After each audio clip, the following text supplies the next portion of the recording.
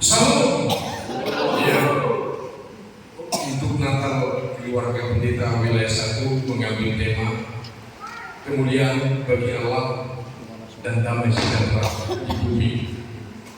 Lengkapnya akan saya baca Lukas 2 ayat 14. Kemuliaan bagi Allah di tempat yang maha tinggi dan damai sejahtera di bumi di antara manusia yang berkenan kepadanya.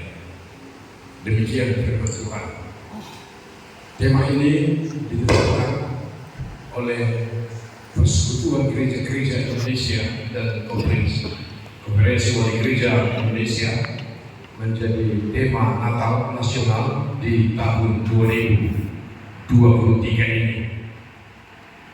Dan itulah yang menjadi tema Natal bagi keluarga Pendeta GKPI wilayah 1.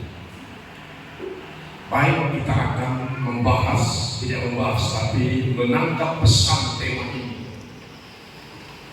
Pesannya bahwa Natal adalah perbuatan Allah bagi manusia.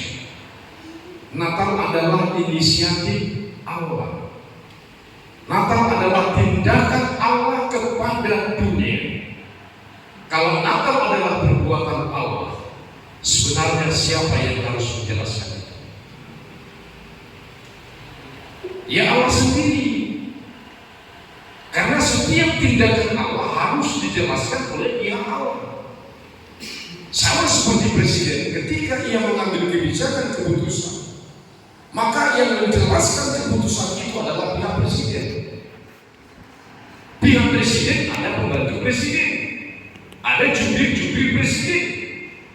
Mereka lah yang menjelaskan apa yang dilakukan dan diputuskan oleh presiden. Sekarang yang dilakukan oleh Allah, siapa yang menjelaskannya?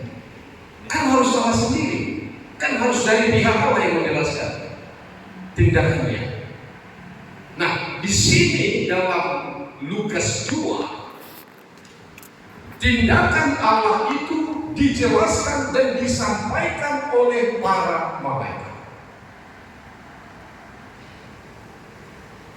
Malaikatlah yang menyampaikan berita Natal itu. Pertama, kalau kita lihat dari Lukas 2, yang disampaikan oleh malaikat, komentar pertama adalah jangan takut. Jangan takut, bayangkan. Itu komentar pertama.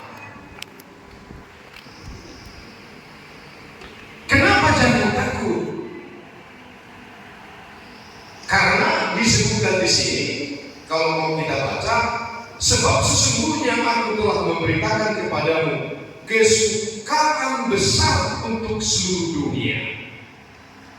Jangan takut, karena semenjak manusia jatuh dalam dosa, manusia penuh dengan ketakutan. Ketika Adam dan Hawa memakan buah terlarang itu, mereka kan langsung sembunyi, malu. Kenapa? Karena takut, karena mereka telah melakukan pelanggaran pemberontakan terhadap perintah Allah, sehingga mereka takut. Dan untuk melawan rasa takut, sangka kita adalah berani. Salah. Memang lawan dari kata takut kan berani, tetapi firman Tuhan justru mengatakan untuk melawan rasa takut itu, Tuhan berkata, sebab aku telah memberitakan kepada kesukaan besar. Artinya lawan dari takut adalah sukacita. Itu yang benar. Lawan dari rasa takut adalah sukacita. Makanya tepat apa kata Rasul Paulus, bersukacitalah senantiasa. Bersukacitalah senantiasa. Kenapa Paulus mengatakan itu? Karena dengan mengajak bersukacita, rasa khawatir, rasa takut itu akan lengah.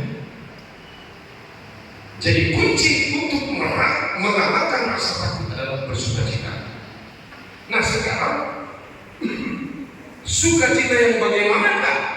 yang dimaksud peristiwa Natal itu. Sukacita yang bagaimana? Karena sukacita dan senang itu berbeda. Dua hal yang berbeda. Sukacita itu berbeda dengan senang. Senang itu berurusan dengan apa yang kita terima di dunia ini. Itu senang. Tapi kalau sukacita itu menyangkut sikap, ya kan? Senang itu bisa diberikan oleh dunia. Dunia bisa memberikan kesenangan. Tapi kalau sukacita itu menyangkut sikap kita terhadap keadaan, baik senang, baik susah, baik tertawa, baik menangis. Sekarang sikap kita bagaimana? Ya kan? Menyangkut senang, Alkitab berkata, hari ini Anda senang, besok bisa susah. Kan ada saatnya. Hari ini Anda tertawa, besok bisa menangis. Hari ini Anda susah, besok susah.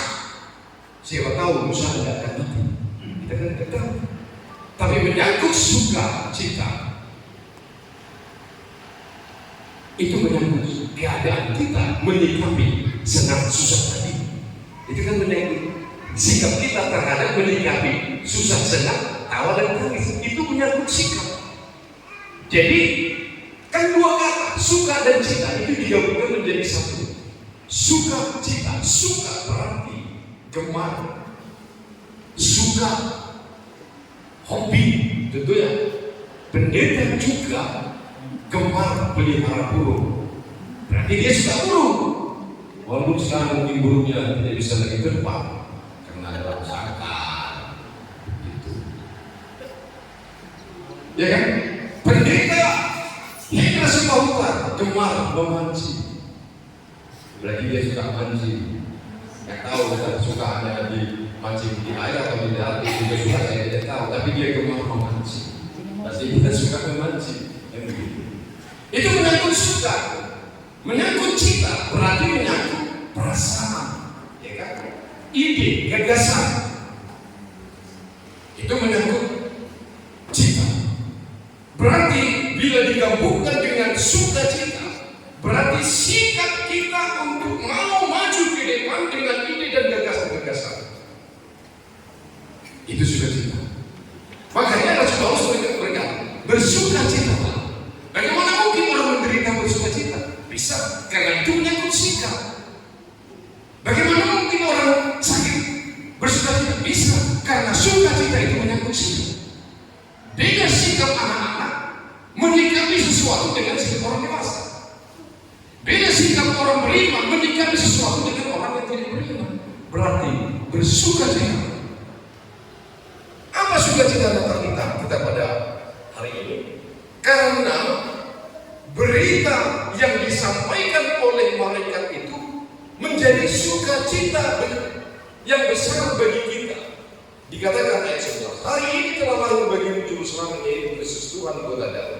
Dan inilah tandanya, kamu akan menjumpai seorang bayi dibungkus dengan lambin dan terbaring di dalam palungan. Itu berita pertama yang dijelaskan pihak surga tentang Natal. Menurut nats ini. Yang kedua, dijelaskan oleh pihak surga, tindakan Natal adalah tindakan ketika para malaikat dengan bala tentara surganya berkata, kemuliaan bagi Allah di tempat yang maha tinggi, ya kan? Kemuliaan bagi Allah di tempat yang maha tinggi dan damai sejahtera di antara manusia yang berkenan kepadanya. Ini ada 3 poin. Pertama, kemuliaan bagi Allah. Seharusnya itu tujuan Natal. Untuk kemuliaan bagi Allah. Kita merayakan Natal untuk kemuliaan bagi Allah. Tetapi sekarang Natal justru sering dikomersilkan. Natal sering dibisniskan untuk kepentingan pribadi, untuk kepentingan kelompok, untuk kepentingan partai. Apakah itu menjadi kemuliaan bagi Allah? Bahkan semarak Natal di hotel-hotel, mulai hotel kelas melati sampai kelas bintang 5, pohon Natal ada di samping pintu. Tetapi sekaligus PSK diliputi setiap malam. Masuk keluar, pekerja seks komersil. Sekarang apakah Natal bagi pemilik hotel itu menjadi kemuliaan bagi aku? Cuma itu pesan pertama melalui iman. Pesan kedua, damai sejahtera di bumi. Itu yang diberitakan dari pihak surga kepada kita. Kenapa damai itu diberikan kepada kita? Karena memang itulah jamban kita. Jakarta dona ikon mardane, hasakapun jamban ini mata. Hasakapun mani lewata, ya memang disuruh. Akhirnya jujur masa memang tujuh jamban ini lewata lu kita. Ubeda masa perbedaan itu teman-teman dunia. Jakarta yang kedua, tapi jamban ini lewata terdulu. Ujungnya susah. Damai di bumi. Ini hak yang harus kita terima dari surga. Damai di bumi. Kenapa? Karena sudah rusak hubungan antara manusia dengan Allah, sehingga tidak ada damai lagi. Rusaknya hubungan mengakibatkan tidak ada damai. Apalah kata damai? Konflik, perang, pertikaian, itu lawan dari damai. Nah, sekarang sudahkah ada damai dengan kedua dari kita? Ya kan? Jangan pulang keluarga pagi siang malam tidak kenal pagi tidak kenal siang, berantem melulu, bertengkar melulu. Pagi siang bertengkar tapi tiap tahun mereka anak. Kok bisa ya? Apa? Padahal berantem dulu gitu. Tapi ini memang hak kita itu damai yang harus kita pertahankan. Damai di bumi. Sekarang sudah tidak ada damai, ini menjadi pergumulan kita kan. Nah, setelah itu pesan yang ketiga adalah damai di bumi. Apakah pemulihan itu? Coba. Pemulihan itu hanya pemulihan hubungan manusia dengan Allah? Tidak. Pulihnya hubungan kita dengan sesama juga. Pulihnya hubungan Tuhan dengan kita, dengan sesama, dengan alam ciptaan. Jadi ada 3 hubungan yang kita kenalkan. Hubungan dengan Allah, sesama, dan alam ciptaan. Sebenarnya ini kurang satu lagi, bos. Apa itu? Damainya hubungan kita dengan diri kita sendiri. Karena banyak orang tidak terima dengan dirinya. Tidak mau menerima dirinya apa adanya. Itu yang terjadi.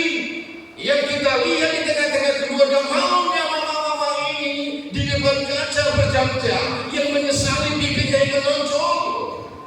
Kenapa? Hanya ibuku yang menonjol pikirnya. Dia sesali dirinya. Bayangkan.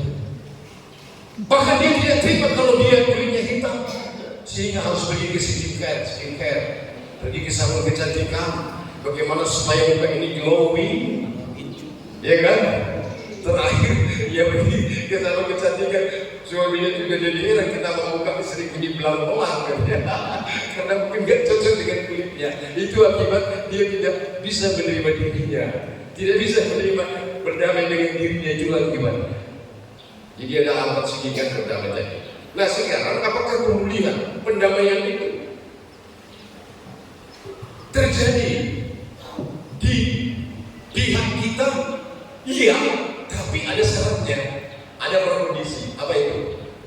Pertama, dan memang pertama dan cukup ada satu aja. Kondisinya begini: damai sejahtera di bumi di antara manusia yang berkenan kepadanya. Jadi orang yang mengalami damai itu hanya diperuntukkan kepada orang yang berkenan kepadanya. Enggak semua ternyata kan. Kepada orang yang berkenan kepadanya. Hidup Jumat nomor 100. Muliakanlah Tuhan Allah. Muliakanlah Allah Maha Tinggi kan. Dan damai di bumi. Bagi orang yang pengasihannya, katanya di situ. Bagi orang pengasihannya, artinya apa? Bagi orang yang hanya berkenan kepadanya. Bagaimanakah kita supaya kita berkenan kepadanya? Hanya satu jawabnya: terima Yesus dalam hidupmu, terima Yesus dalam keluargamu, terima Yesus dalam gerejamu. Damai itu pasti ada. Terima Yesus, hidup di dalam Dia, dan Dia, kita di dalam Dia. Dia di dalam kita, ada keperdiaman timbal balik. Kelihatannya aja ia hidup di dalam Yesus, padahal kan enggak. Kan kalau seperti itu, kelihatannya aja Kristen, padahal hidupnya berbeda, berlawanan dengan kekristenan. Makanya ketika Anda memasukkan batu ke air, pertanyaannya, apakah batu ada di dalam air? Ya. Tapi pertanyaan kedua, apakah air ada di dalam batu? Enggak. Banyak Kristen seperti itu. Kelihatannya Yesus yang ia sembah ada di dalam keluarga itu, padahal tidak ada. Seharusnya kapas ada di dalam air. Apakah kapas ada di dalam air? Iya. Apakah air ada di dalam kapas? Iya. Inilah keberdiaman timbal balik. Terima Yesus dalam hidupmu. Engkau akan mengalami dua hal. Pertama, engkau akan memuliakan Allah. Dua,